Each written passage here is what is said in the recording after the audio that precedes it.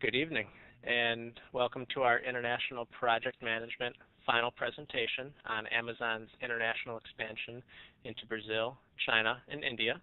My name is Anthony Concessi with teammates Nabila Kos, Jolisa Lasado, Katie Nielsen, and Darwin Catano. We hope you enjoy our analysis. Thanks. The objectives of this case are analyzing the entry strategies implemented by Amazon in China, Brazil, and India, deeming if these were successful or not, share lessons learned to understand what did not work in order to improve future business practices, assess Amazon's decision making and performance in these emerging markets, evaluate project successes and failures, and finally, project risk assessment and recommendations. Welcome to the introduction of our Amazon team presentation.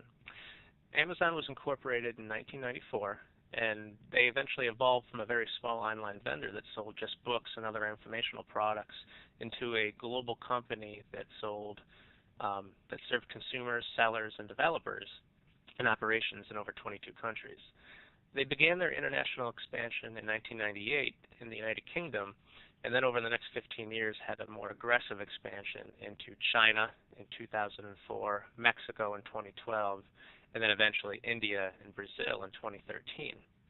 They also faced varying degrees of competition, regulatory environments, business laws, and needed different business models for its business strategies within China, India, and Brazil, and learned that there wasn't a one-size-fits-all strategy, that they did indeed face many difficulties.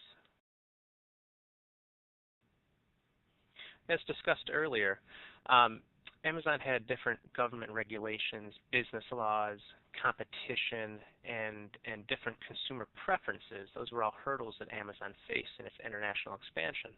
And Amazon realized quickly that their expansion into China, Brazil, and India were going to face certain hurdles that they didn't have when they expanded into the United Kingdom many years earlier. Somewhat due to the large population sizes in India and China, and the fact that there was different consumer taste between the large coastal cities and the smaller rural regions, meant that different strategies were going to be needed to be successful in their expansion. Project Background. The online giant we all know as Amazon started its operations in 1994 as an online vendor of books. Years later, with Bezos' leadership, it became a company serving a wide public of consumers, sellers, and developers. The company began its expansion in 1998 with two countries, Germany and the UK. Nonetheless, after Piacentini joined Amazon in 2000, the true expansion began. The company employed an energetic strategy to expand internationally. Three markets of high importance for Amazon were India, China, and Brazil.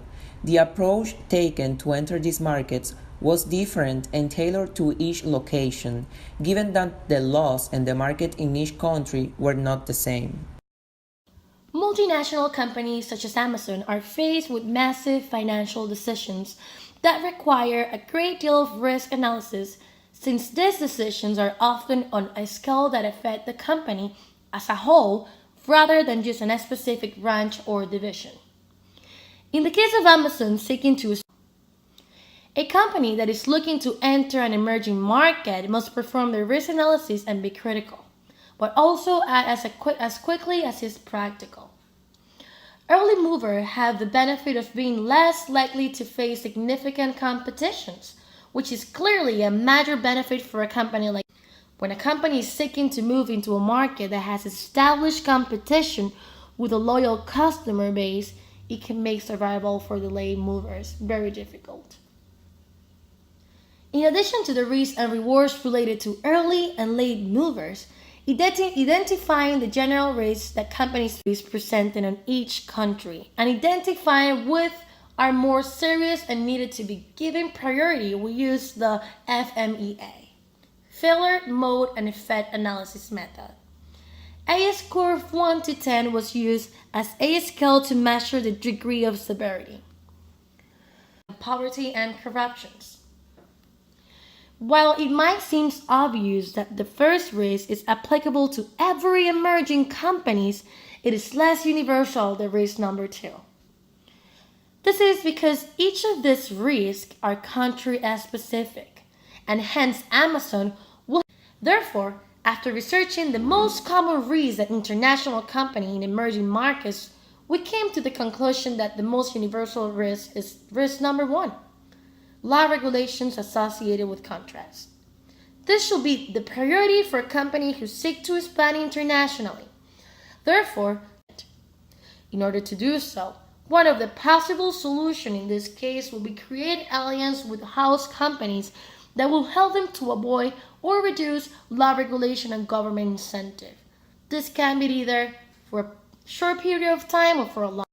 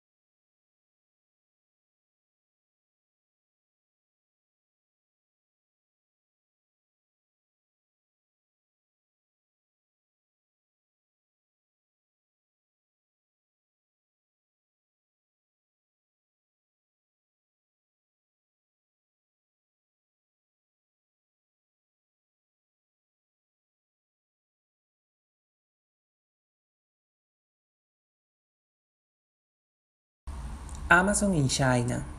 Given the amount of internet users present in China, this is known as a giant shopping mall. By 2013, more than 242 million Chinese shopped online, and these consumers were expected to spend $265 billion, surpassing the United States in terms of online retail market. Knowing about this growth potential in China, Amazon decided to expand its operations to this market in 2004. They started by purchasing Hoyo, which was the largest online retailer for books, music, and videos in this country. Nonetheless, in the third quarter of 2015, Amazon released a statement where they showed their disappointing results. Amazon had losses in China equivalent to 600 million a year. Did Amazon succeed in China? Amazon was not able to reach its strategic goals by expanding to this market. They tried different strategies, such as buying a local company to start their operations. They invested a lot of resources in developing logistics to manage their products and demand, and none of that worked. Evaluating Amazon's performance in China over the last 12 years, we can conclude that the company was not successful in this market. Some of the reasons are the need for more local market customization, including a pricing strategy, something Amazon did not align to the market they wanted to reach. Second, Chinese consumers prefer products from native companies to those from abroad. And third and last, the government policies played a key role in Amazon's operations. For instance, Amazon's website was operated by Chinese officials as opposed to Amazon directly.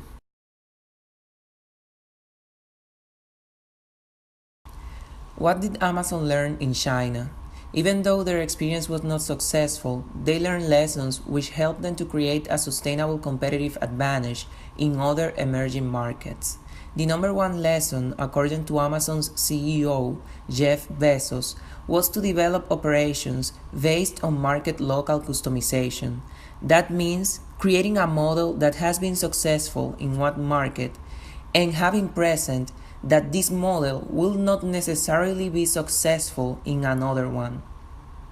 Also, another lesson that Amazon could take from its China experience was that they were able to learn how to drastically adjust logistics to operate in a different country, which was transferable to their operations in India. They also developed an effective supply chain, which helped them set the foundation of how to do it in other countries.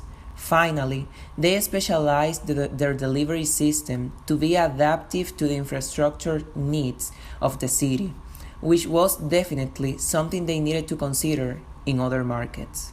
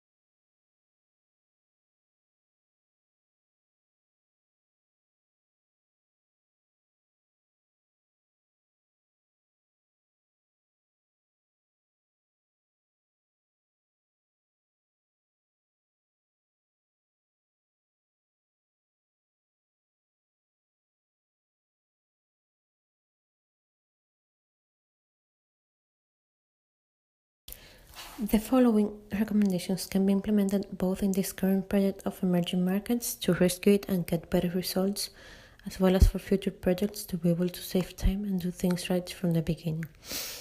First, research about culture and cultural dimensions. When dealing with international projects, it is very important to take into consideration the culture we're going into. They need to research about each of these cultures to be able to contribute as much as they can to that and get positive results to the project. Similarly, taking in consideration their culture for the project will bring greater support and acceptance to it.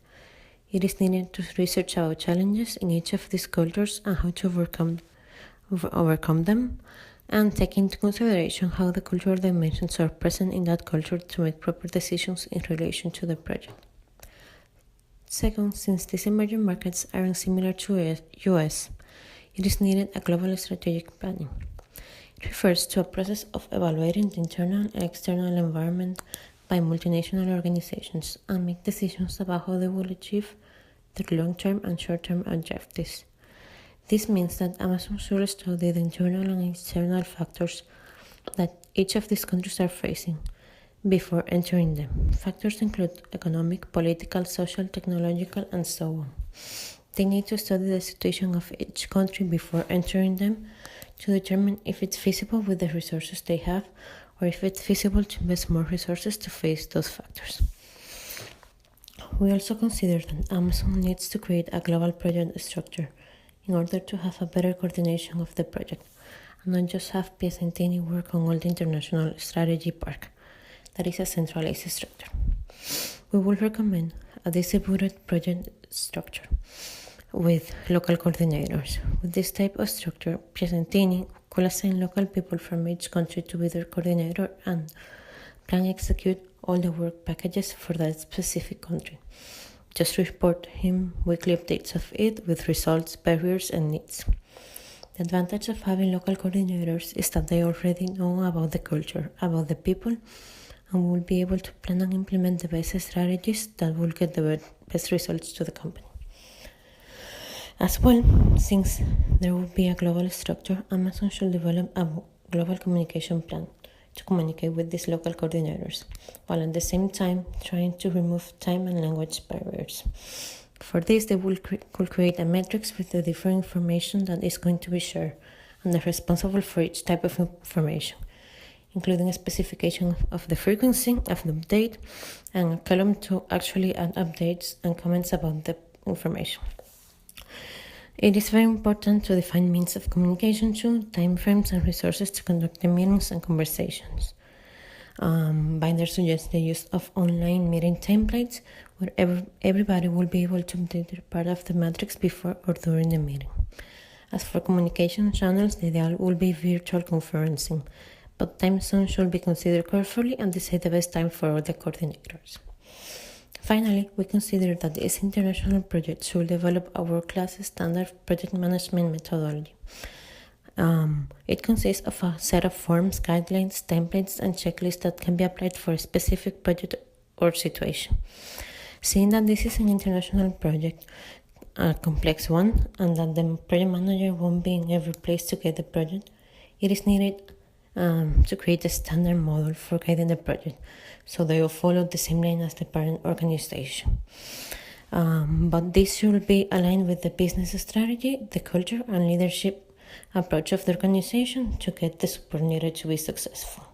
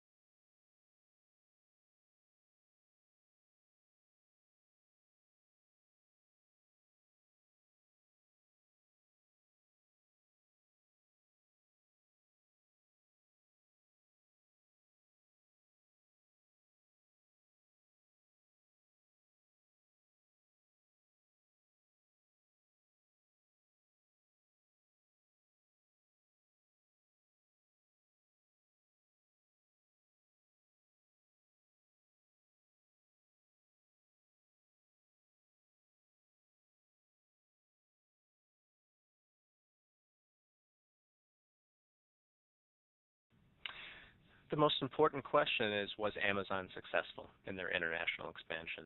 And the answer really is yes and no. They learned a lot of lessons in their previous expansions that help guide them in the future. For example, a big lesson learned in China made Amazon tailor to the cash-heavy payment economy in India, so they cater to the customer preferences, which is something that they weren't as successful in China. They also eventually offered one-day fulfillment in India to further cater to those local customer tastes and preferences. In terms of Brazil, they were not as successful. There was definitely some factors, a lot of business competition, poor timing, an economic downturn, and a lot more labor regulations that made them not as successful in Brazil, which were issues they just didn't encounter in China and India, especially for the labor regulation issue. And Amazon had varying degrees of success, but they have an ability to learn from their mistakes. They have a very large brand presence, being the largest retailer in the world online, and their ability to adapt is going to help improve their positioning to be successful long term in all the global markets that they choose. Thank you.